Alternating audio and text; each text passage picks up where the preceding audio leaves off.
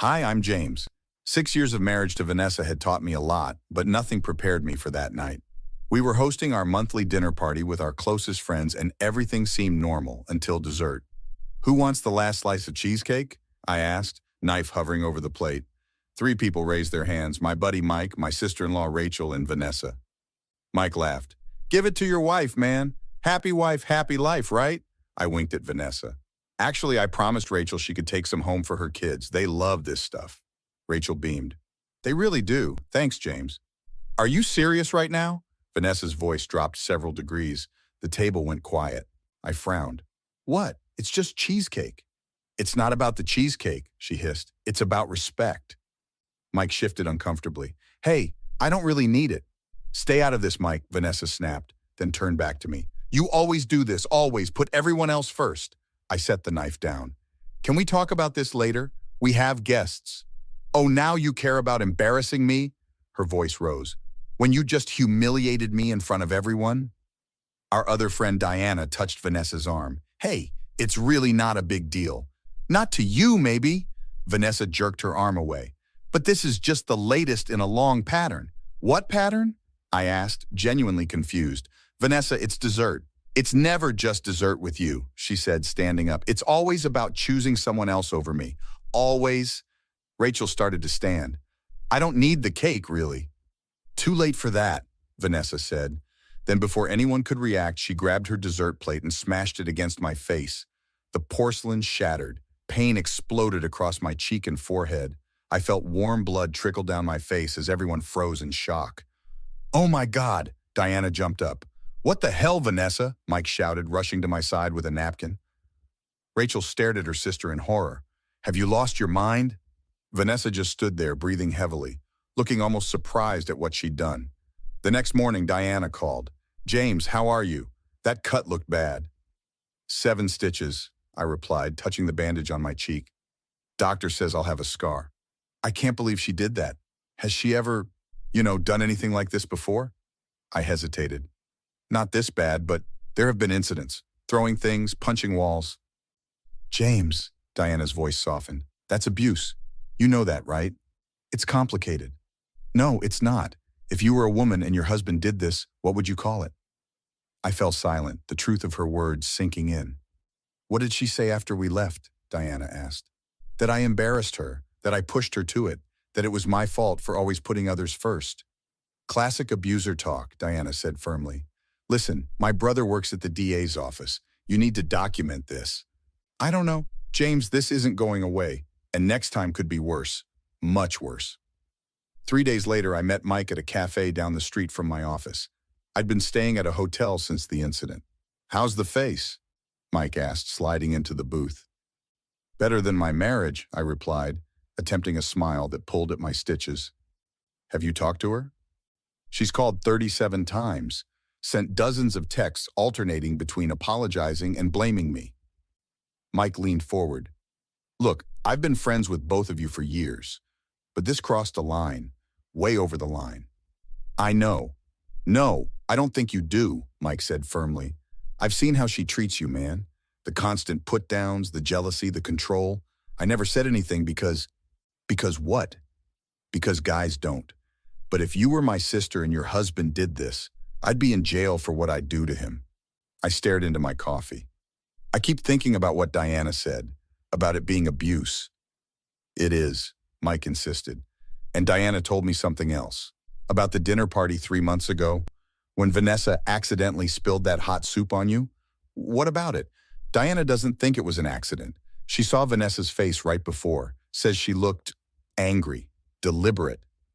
My stomach nodded. That burned for weeks. James, you need to talk to someone professional about this. All of it. Later that day, I met with Rachel at the park. She looked uncomfortable, fidgeting with her purse strap. How is she? I asked. Upset, says it was a momentary breakdown, that you provoked her. I touched my bandaged face. Do you believe that? Rachel wouldn't meet my eyes. I don't know what to believe. She's my sister. And that makes it hard. I understand. She said it's never happened before. That's not true, I said quietly. Rachel finally looked at me. What do you mean? Remember last Christmas when I couldn't come to your place because I Fell down the stairs? Yes. I didn't fall. She pushed me because I got her parents a gift she thought was too expensive. Rachel's eyes widened. No. The burn on my arm last summer? Not a grilling accident. She pressed the hot spatula against me during an argument about vacation plans. James, why didn't you ever say anything? Because I'm a man, I said simply. Who would believe me? I believe you, Rachel whispered, and I saw what happened. We all did. Then I need you to tell the truth if it comes to that, because I'm done protecting her. That evening I met with Carmen Rodriguez, the attorney Diana had recommended. Domestic violence cases with male victims are underreported and undertreated, Carmen said, reviewing my medical records. But documented injuries like yours help. Do you have evidence of previous incidents? Some, photos of bruises, text messages where she admits to losing control. Good, and witnesses to the latest incident? 4 people saw everything. Carmen nodded. Here's what we'll do. First, a restraining order. Then we document everything, past and present. I'll need those witnesses to provide statements. Even Rachel, she's Vanessa's sister. Especially Rachel. Family testimony carries weight. Will Vanessa go to jail? I asked, uncertain how I felt about that. That depends on several factors, but James, focus on protecting yourself first. This pattern will escalate if unchecked. It always does. A week later, I returned to our house with Mike and a police officer to collect my belongings. Vanessa was waiting. James, she said, rushing forward before stopping short at the officer's presence. What's going on? Why is he here? I held up the restraining order. You need to maintain distance, Vanessa. A restraining order? Her voice cracked. Are you serious? Over one mistake? It wasn't one mistake, I replied calmly. It was the last in a long series. This is ridiculous, she spat. You're a man. You're twice my size. Which is exactly why I never defended myself, I said. Even when you threw that vase at my head last year? Mike stepped forward. I'm going to start in the bedroom, James. Vanessa's eyes flashed. You turned our friends against me after everything I've done for you? No, you did that all by yourself. You can't do this, she said, voice shifting to pleading. I love you, I'm sorry, I've been stressed at work and my medication. Stop, I interrupted. The excuses don't work anymore. It was just a plate. That required 7 stitches and left a permanent scar. Her face hardened. So you're going to ruin my life over this? I said I'm sorry. Your apologies always come with expiration dates, Vanessa, until the next time you lose control. We can get counseling, she insisted. I'll change, I promise. I shook my head. I gave you chances, too many. Who's going to believe you? She hissed, mask slipping. A big, strong man being abused by his wife? They'll laugh you out of court. Actually, the officer interjected, male domestic violence victims are taken very seriously these days. Vanessa ignored him. James, please, don't throw away 6 years over one bad night. It wasn't one night, it was dozens of nights.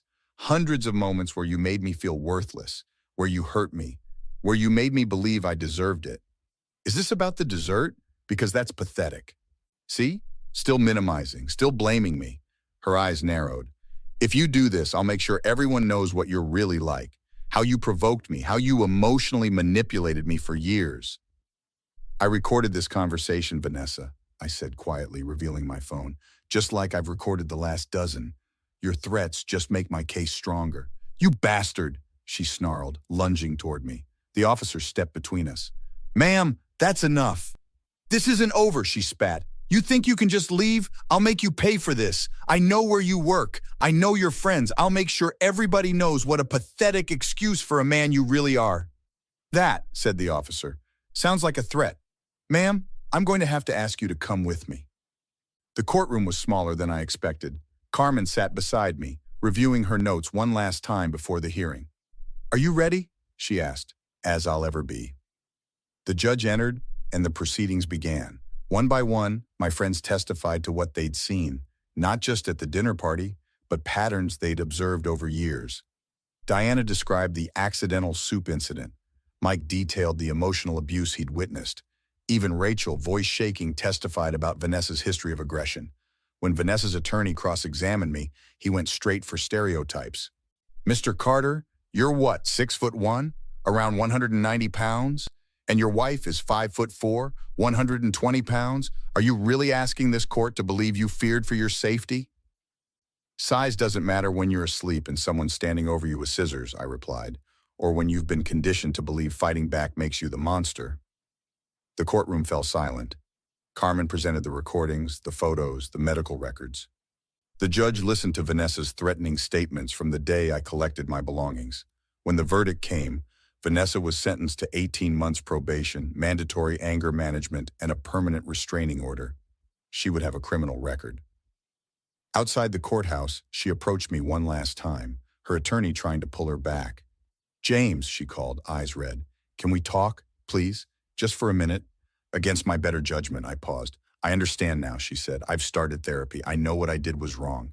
We can work through this, can't we? For everything we once had?" I studied her face, the face I'd loved, the face that had changed so drastically the night she attacked me. "No, Vanessa, we can't." "But I've changed. It's been 3 months. I'm doing the work." "Good, keep doing it, but not for me." 6 years, James. 6 years just gone? Over one mistake? "It was never just one mistake," I said, "and it's still not sinking in. Even now, you're trying to minimize what you did." "I'm apologizing, and I don't accept it." Her expression hardened. "So that's it? You're perfect? Never made a mistake?" "Plenty, but I never deliberately hurt someone I claim to love." "You're a vindictive bastard," she hissed, mask slipping again. "You did this to punish me." "No," I replied calmly. "I did this to protect myself, and there's the difference between us." 6 months later, Mike, Diana, Rachel, and I sat at my new apartment, sharing pizza and conversation that didn't feel like walking through a minefield. "To freedom," Diana said, raising her glass. "And to friendship," I added. "I couldn't have done this without you all." Rachel smiled sadly. "I'm still sorry I didn't see it sooner." "Don't be. I didn't see it either. Not really." "What's next for you?" Mike asked. I touched the scar on my cheek, now a thin white line. "Living, without fear, without walking on eggshells." "Dating?" Diana asked with a sly grin. I laughed, a real laugh. "Eventually, when this doesn't feel so fresh." "You did the right thing," Rachel said quietly. "Standing up for yourself." "I know," I replied. "I just wish I'd done it sooner." Diana leaned forward. "You know what they say, better late than never, and your story might help other men who are suffering in silence." I nodded, thinking about the support group I'd joined, about the men who shared similar stories, who lived with the same shame. "Maybe that's the silver lining," I said. "If even one person realizes they deserve better because of what I went through, then something good came from all this pain." "So," Mike asked, "what's your biggest lesson from all this?" I thought for a moment, then smiled. "That the price of peace should never be your dignity. That true strength isn't enduring abuse, it's having the courage to walk away." And in that moment, surrounded by real friends, I knew I was finally free. The scar would always be there, but the wound had healed. Have you ever ignored red flags in a relationship? What would you have done in James's situation? Share your thoughts in the comments below.